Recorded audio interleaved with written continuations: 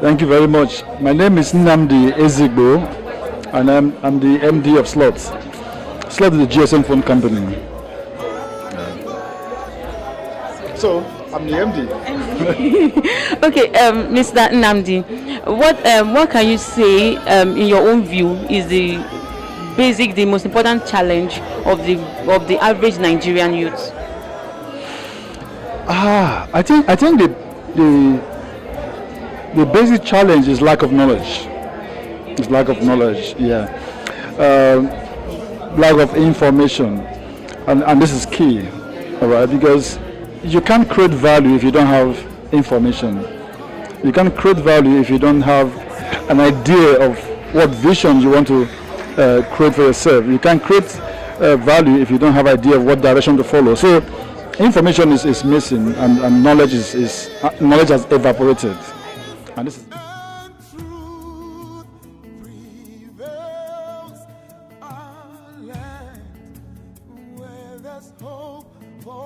I'm privileged to have the Oni of Ife right here. Yeah, the representative of the Oni of Ife. So I'd just like him to introduce himself to us.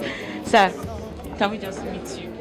I'm representing His Imperial Majesty Obalailu Adeyeyeniton Ogunwusi, Ojaja II, Arole Odua Oni of Ife. And my name is His Royal Majesty Obamuraino Adedini the Asoya of Isoya in Ife Kingdom. You're welcome, sir. It's really a privilege. Sir, we understand that you're one of the sponsors of this great event, and it is the aim of this program is aimed at reaching the youths. What projects have you put in place to reach youths in your own zone? A lot. We have a lot of NGOs that come, to the grassroots to ask us what are the problems of the people, building schools for them, teaching them, organizing many handiwork for them, like tailoring, shoemaking, and so on and so forth. And we are the primary foundation of all these things before people came to assist us. Take, for example, when I came on the throne, I bought 186 electrical poles and all the conductors on it with all the necessary things to bring light to my domain. So what we say now is entrepreneurship start with you. It's what you think that will make your community greater that you put your hand in. It's not all about being a mobile or anything. It's what you have in mind before you come to the throne. Thank you very much, sir. We're really happy at what you're doing, and we hope that God gives you the grace to keep doing that and doing more. Thank you very much. How do you manage to code it? So, and as from this moment, I declare it open uncoded. The Code TV is now coded by everybody in Nigeria. So patronize them.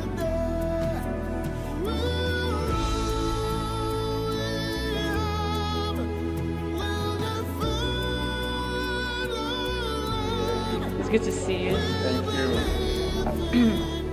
Yeah. So I have the privilege of introducing to you the man I've always wanted to be on stage with. Yeah, Dr. Pat Utomi. Welcome, sir. Thank you very much. Please, can you just introduce yourself formally? What you do? My name is Pat Utomi. I'm an academic, an entrepreneur, social entrepreneur. Welcome, sir. Sir, what is your contribution? What has been your contribution to youths? We understand that you're here today to speak to youths. What is your message to the youths? My message to young people is, first of all, that you should be dreamers. And if you can dream anything, you can make it happen. But a dream without a discipline to actualize it is daydreaming.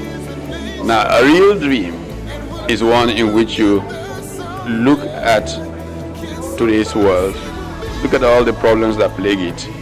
Imagine a tomorrow without those problems, and imagine that some idea that you have is what fixes those problems, and then systematically work those ideas, creating the kind of value that will remove those problems. If you can manage that, you will know what to do with the money that comes. But don't put the money first. If you put the money first, you are in trouble. What to put first is that passion to change the world. Okay. Hi, I hope you keep watching Coded TV. It will help you build human capital. Thank you very much, sir.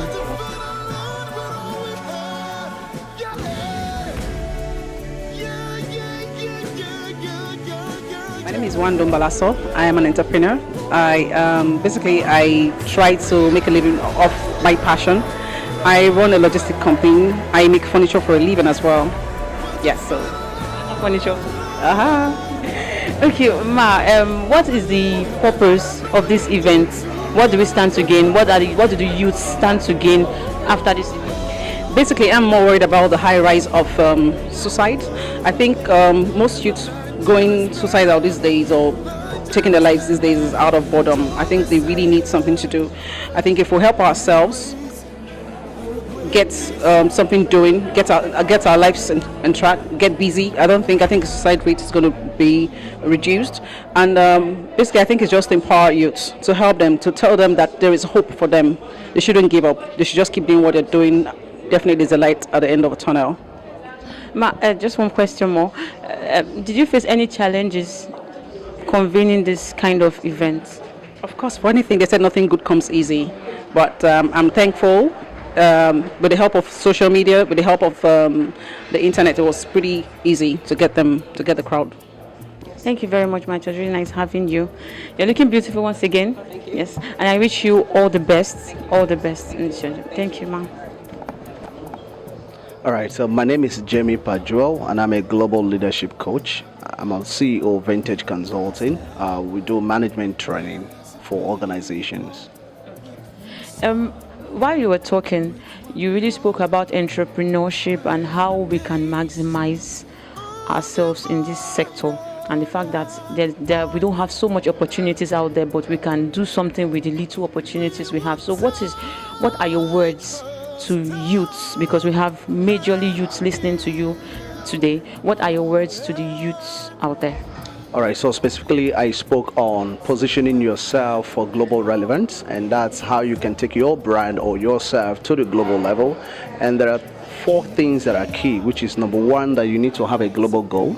Number 2, you need to understand image branding, which I talked about, that beauty is in the eyes of the beholder. Whatever you do, I want you to understand that there is somebody out there, an invisible person, who is watching, and that person has the capacity to make your life better.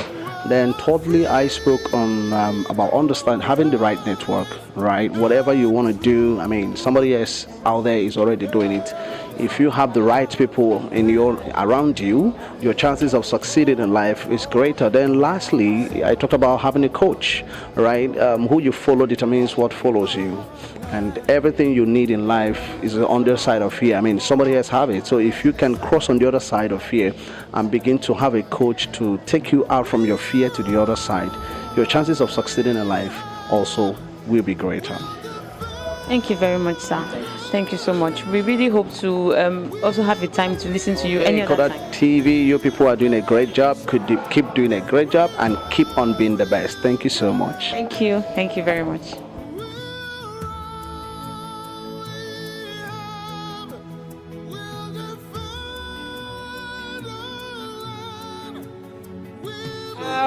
I'm a fierce disability advocate.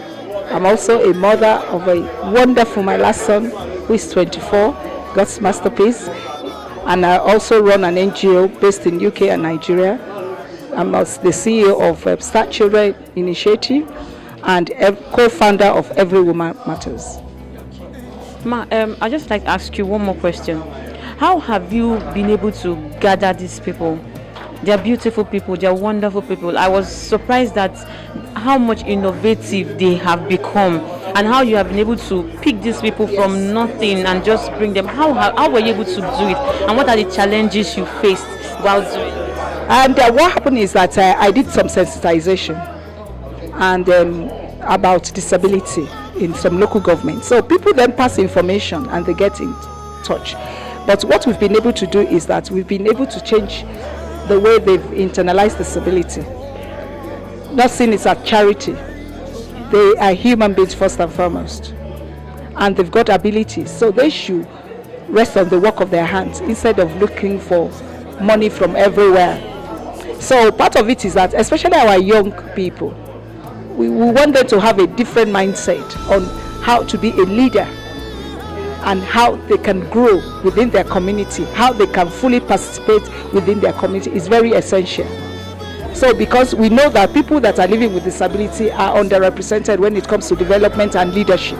So it's high time we amplify and they amplify. We support them to amplify their voices, to say, you know what, we are human beings first and foremost. Our disabilities do not actually define us. We are human beings. We've got skills, we've got competencies, and we are able to do as much more, even more than somebody who is not living with disability. And it's clearly evident when I was showing you what they've done. This print was actually made by one that is visually impaired. Wow, and it's beautiful. It's beautiful. So I brought 4 of them just to say that they need, because even when it comes to training, empowerment, most of these people, they don't have the same opportunity and access to a lot of opportunities that are available to people who are not living with disability. Besides that, they expose them and make reasonable adjustments so that they can learn, they can invest in their human development. It's key for them to be able to grow and to fully participate within our society. Thank you very much, Ma. It was really nice having you. I really learned a lot. I learned 1 or 2 things, and how to not. One thing I learned was not to sit on your disabilities, but actually use it to be something. We don't need to make judgments about what they can do and what they can do. You'll be amazed what they can do. You'll be really amazed. They can do beyond, and the government should invest more on their capacity. Their capacity building is key. Invest in them because they can add to the economic growth, and that's the way we can achieve sustainable development goals without leaving them behind, because they constitute the largest minority. Thank you very much, Ma. Thank you very much.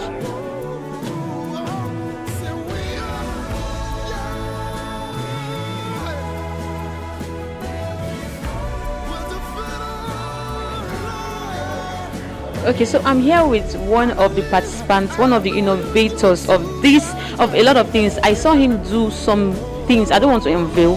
I just want him to just speak about himself and what he does. Because it's high time, like Mommy said, it's high time we begin to focus on the disabled minority and help them achieve their goals. So I'm just going to give him the mic and let him just talk to us. Sir. Okay, my name is Rahim Yusuf Olatunji. I'm the CEO of UTES Entertainment and UTES Global Designers. So I'm a media professional and also a fashion entrepreneur. I make shoes, belts, and fashion accessories. I'm also an MC. I'm also a radio and TV host too. Yeah. So I do a lot of things. I'm a social advocate too. So most importantly, I'm a youth with disabilities, an entrepreneur who is doing very well in what he knows best. Sir, I'm really impressed because I can't do. Let me not lie. I can't do what you are doing. I don't think I've done one tiny bit of what you have done so far, and I'm really, really impressed. But sir, how can you encourage the disabled out there? How do you encourage them? What are the that's one question. And what are the challenges you have faced so far in your career? Okay, my word of encouragement for persons with disability, especially youth, is to get themselves engaged, to make sure that they are actively involved in any society development, because it is not what happened to them that really matter. It is what they do with what happened to them. People don't really care much about whether they cannot walk, or they cannot see, or they cannot hear. But there are people are so concerned on what they can contribute to the society. So what am I saying is that if you are persons with disabilities, learning skills, you can go to school, whichever way, make sure that you are imparting life. And another thing is that, because if you choose, a lot of people with disability choose begging instead of working, instead of engaging in societal development.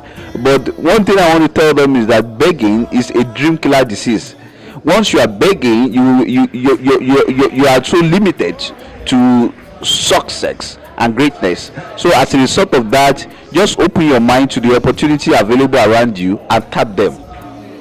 So, but a lot as person with disabilities, especially entrepreneur with disabilities, we are facing a lot of difficulty in society. For instance, we don't have financial inclusions in banks. Even if you are very good at what you are doing, some bank may not.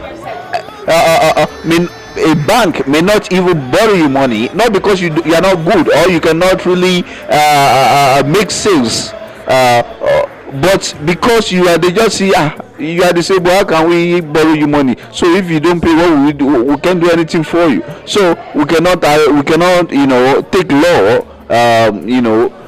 against you. But what I'm trying to say is that the society needs to change. From that perspective, they should focus attention on people who are entrepreneurs, who are doing very well. People with disability are doing very well in any societal development, so that it will encourage others who are begging to change. So there are a lot of us who we don't have access to financial inclusions. Opportunity like loans or giving soft loans, even it's very, very difficult for us. But because we are determined that no matter what it's going to take, we are going to make it there. Because it is not what happened to us that really matter. It is what we do, what happened to us, and nobody can make us feel inferior without our consent. And you will know that a nation that is any nation that is that doesn't take the people with disabilities, or that doesn't take any segment of humanity into their programs and policies, that particular country or nation may not develop, because hidden treasure is in every human being, and ability to succeed is in every human being, whether you are disabled or not. So we want to use this opportunity to call on government at all levels to create inclusive development in society, so that we can have inclusive development. If you look at America, for instance, we have seen a lot of people in America, for instance, like former President Theodore Roosevelt of America, in spite of being disabled, he ruled America. He's the only president who ruled America for 30. He's the only man. And if you look at a person like Stephen Hawking, he's one of the greatest scientists of all time. So we can produce the like of Stephen Hawking, Theodore Roosevelt, Albert Einstein. We can produce the like of them in Nigeria if we create an enabling environment. And I believe that our society will be better for it. Thank you very much. We are coded TV, Human Capacity Development Channel. So what do you have to say? I must thank you very much, because if other stations emulate this kind of this thing you are doing, we are going to change a lot of things in our society, because media are the watchdog of any society. With these things you are doing, I think we will be able to educate, to sensitize, and to inform the general publics on the right things to do, so that we can have enabling environment and inclusive society. Thank you very much, sir. Thank you. It was really nice having you. Thank you so much.